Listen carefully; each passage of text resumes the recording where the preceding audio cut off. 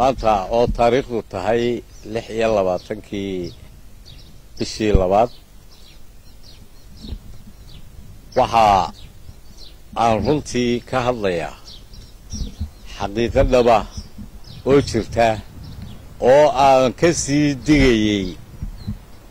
17 bishii 7 2022 xaqiiqadaasi oo ah tamaanta Cabdirasaaq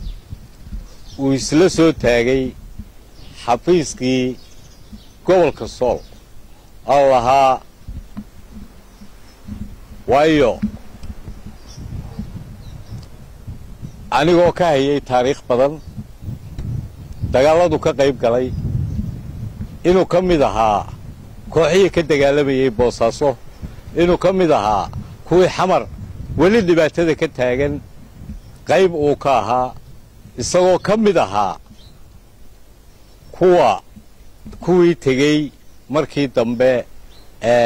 dalka Eritrea oo ay markaasi kooxahaasi taageeri jirtay iyo rag badan oo kale oo maalmahanba ka soo muuqanayay sida kooloo kale iyo rag la mid ah oo ahaa khawaarijta huruda maalintaa waxaa ka digayay inaan xil looga dhiibin Cabdirasaaq iyo noociisa inaan xil looga dhiibin dalka oo ay xusbi afraad yihiin waxa uu Cabdirasaaq khiyaameeyay qarannimadii Somaliland wuxuu khiyaameeyay oo mas'uul looga dhigay isagoo ah mas'uulkii saddexaad ee dalka ah oo loo xil saaray hawlihii halkaasi kaga bilowmay qaranka ee ay ahayd dilal ay geysanayeen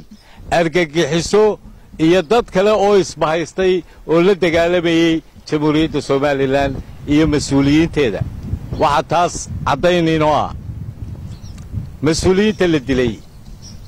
ee ku jiray 40kaasi la beegsanayay oo aan ahayn reer kaliya dad Somaliland intii u daacad ahayd u badnaa waxa ka mid ahaa barasaabkii gobolka Sool oo markay si kale ku dili kari waayeen inankiisii miino loogu soo xilay waxa ka mid ahaa taliyihii qaybta waxa ka mid ahaa oo raggaasi wada dhinteen waxa ka mid ahaa dhakoolka iminka taagan ee magac qabiil isla ku hadal oo ay walaalkii dileen oo xilligaasi xukuumaddan u shaqaynayay si toos ah ula shaqeeyay oo ka soo goostay baqdin la baqdi galiyana halkii dib uga miisay maantana reernimo ku dhuumanaya iyo rag badan oo kalaana waxba ka xusayna halkan waxa ka mid ahaa isduwihii madaxtooyada waxa ka mid ahaa maayarkii ina Xuseen Dheera wada garanaysaan waxa ka mid ahayd inantii hudheelka lahayd ee xabadu ay ku taalo weli ee ku naafowday waxa ka mid ahaa rag badan oo haldoor u ahaa jamhuuriyadda Somaliland xeer ilaaliye baa ka mid ahaa rag uu isla wada garanayaa waxa weeyaan raggii waxaa sameynayay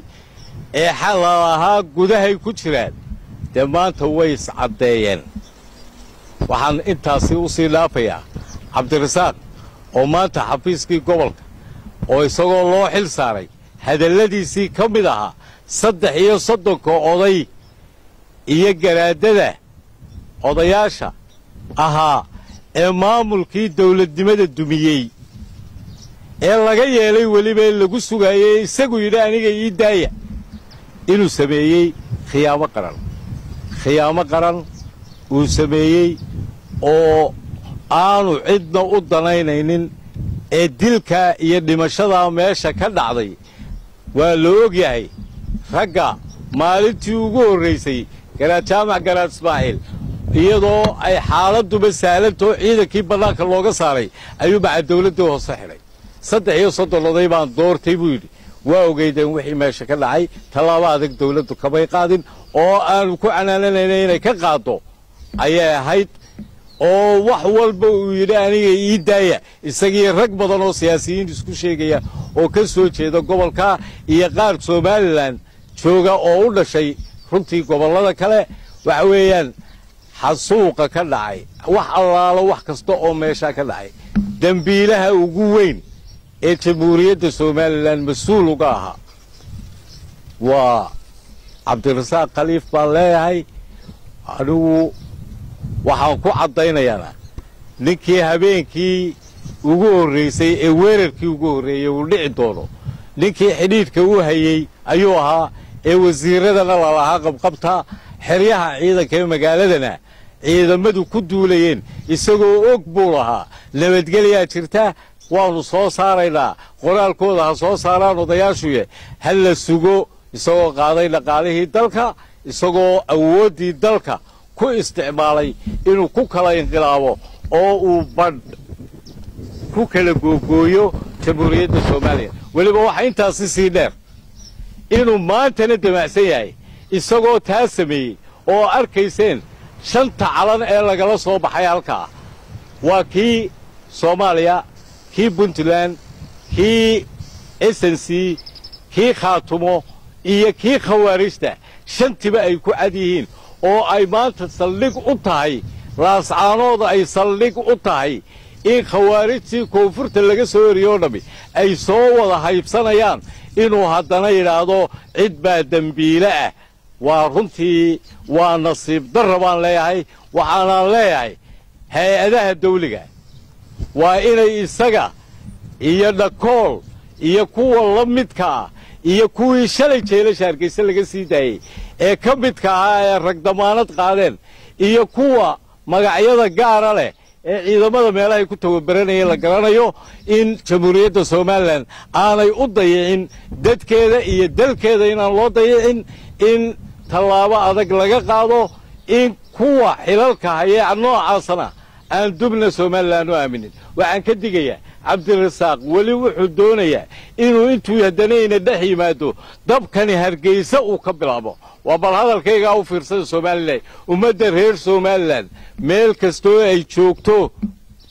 waxa leeyahay waa in foojignaan dheeraada la yeeshaa waa in foojignaan dheeraada la yeeshaa hadday xukuumadda tahay iyo hadday dadweynaha tahay iyo hadday culimada tahay mid walba intii isqarinaysay way soo baxday dabkaana waa in halkiisa lagu baqtiyaa Cabdirasaaq maalintii la doortay wuxuu yidhi waxaan noqon doonaa bridge isku xidha Somaliland iyo gobollada bariga hadalkiisii way wada haysaa warbaahintu waxa uu iyadana ku daray ayaa noqon doonaa oo dalka waynu